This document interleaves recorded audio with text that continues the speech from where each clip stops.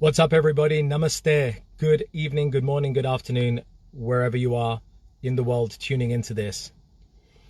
Quick shout out. Don't forget to like, share, or subscribe the podcast, Urban Spirituality. Go find it in Google, hashtag Urban Spirituality, hashtag Stress to Success. Check those hashtags out. Subscribe to the podcast and the YouTube channel, etc. I want to talk about independence. We are on the verge of India's Independence Day, the day that India celebrates its independence from the British Empire. And it made me reflect. How many people do we stop to think? How many people lost their lives to a great cause such as independence? In India, for example, people of all religions, all faiths lost their lives in the struggle to find independence from the rule of a foreign country. Excuse me. So many nations around the world have at some stage been subjugated, been forced into the oppressive rule of a foreign nation. And I want us to take a moment to pause and think of the sacrifices that our forefathers, or people that we know and their forefathers, have made for the liberation of their land. Whether it be India today, an African nation, a South American nation, so many countries around the world have fought so hard, but a country can only fight as hard as its people. And it's the people who lay down their lives, not the politicians easily, not often. It's the people, the military, the civilians, sometimes unwittingly dying, even not wanting to die. And therefore, whilst we talk about independence, I think it's important to talk about sacrifice. Whenever we talk about independence, let us focus on sacrifice. You see, many of us are enjoying the privileges, the luxury, values and joys of our comfortable lifestyles here in the Western world that our parents, our forefathers had to sacrifice so hard for us to have this. I hope some of you can feel what I'm talking about. I know my parents did, my grandparents, and beyond. So many of them sacrificed so much so that we could have what we have today. And therefore, it's this theme of sacrifice that I feel is at the heart of independence. You see, isn't it funny that for most people, independence entails freedom of expression, choice, freedom to do what we want, say what we want, think what we want. Of course, ultimately it means the freedom to enjoy.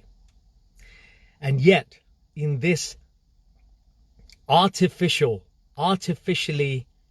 propelled day and age, programmed to seek enjoyment and pleasure more so than the need to sacrifice, our focus is so much on chasing the pleasures of life, the joys of life, that we forget the sacrifice that we need to make to achieve those things.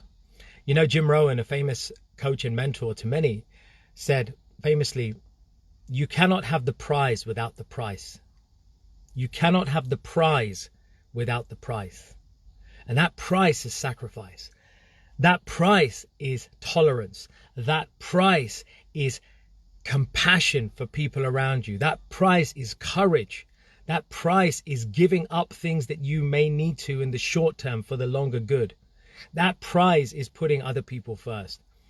I sure as heck am not saying that I do all those things perfectly, but I know that has to be a part of my life. And so I invite you to consider, what is it that needs to be a part of your life in order for you to have that prize? And who are you having that prize for? So here's a question. What's the point of having independence if you don't have inner happiness, inner peace, harmony in your relationships. What is the point of independence? You can be a madman and be independent. Of what value is it if you don't have the love of the people that matter? If you don't have people caring for you? If you don't have peace when you sit in stillness? If when you're alone, you cannot but sit alone without being distracted by a phone or a TV or music or something, if you cannot sit in stillness and be with you, just you, then what is the meaning of independence? What is the point? And if we can't find that true inner independence, think about that, independence. We are dependent on the inner. Independence, break the word down. We are dependent on the inner state for our joy, our happiness, our harmony, our state of being, and the relationships we have around us. If we cannot find independence inside of ourselves, then how can we as a community, and on a wider scale as a group of people, on a wider scale as a nation, as a country, how can we then get the independence that we truly deserve? And the true independence that we need. Not just independence from the tyrannical rule of would-be politicians and rulers and tyrants, but I mean independence, true independence, so that whoever we are, however much our bank balance is or isn't, or whatever state, race, religion, culture, age that we are able to find harmony, happiness, and unity in ourself and with the people around us. That is my meditation for you. I hope you will consider this. Please share your feedback about the power of independence in your life, and let us together raise a hat to the people who sacrificed their lives in India, of all races, religions, and cultures, to bring about independence of that great nation, India, which was originally known as Bharatvarsh, the oldest place on the planet. That's it from me. Peace out. Namaste. Take care.